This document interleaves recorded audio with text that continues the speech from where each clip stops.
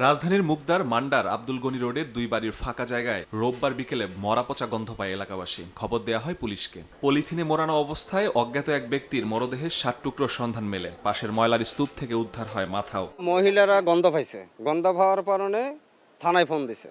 থানায় ফোন দিছে আর পুলিশ আসলো, এইসব বস্তাটা বাইর করলো। এখানে লাশ পাওয়া গেছে, মাথা নেই, হাত নেই, আর 5-7টা মনে করেন খণ্ড হয়েছে। পরে মরদেহের পরিচয় নিশ্চিত হয় আইন শৃঙ্খলা বাহিনী। জানা যায় নিহত ব্যক্তির নাম মোকাররম মিয়া। সৌদি প্রবাসী মোকাররম মিয়ার বাড়ি ব্রাহ্মণবাড়িয়ায়। খবর দেয়া হয় পরিবারকে। কিন্তু লাশ আমাদের এই এলাকারও না, এটা বাইরের থেকে কেউ করছে, কিন্তু এই লোকগুলা কারা আমরা ওইগুলা চিনি না। চাঞ্চল্যকর এই হত্যার ঘটনায় ছায়া তদন্তে নামে র্যাব। হেফাজতে নেওয়া হয় এক নারীকে। সামনে আসে পরকীয়ার কাহিনী। র্যাব জানায় এক নারীর সঙ্গে পরকীয়া প্রেম ছিল মোকাররমের। তার 5 লাখ টাকা আত্মসাৎ করতেই হত্যার পরিকল্পনা করে সেই নারী ও তার বান্ধবী। একজন মহিলা এর সাথে জড়িত আছে। মহিলা আসছে আর কি, এসে দেখিয়ে গেছে। আসামিকে এখানে শনাক্ত মতে এখান থেকে উদ্ধার করা হয়েছে। পরিকল্পনা মতো পরকীয়া প্রেমিকার বাসায় এলে মোকাররমকে প্রথমে ঘুমের ওষুধ দিয়ে অচেতন করা হয়। পরে মাথায় আঘাত করে হত্যা করা হয় তাকে। এরপর মরদেহ গায়েব করতে 8 টুকরো করে ময়লার মধ্যে ফেলে দেওয়া হয়।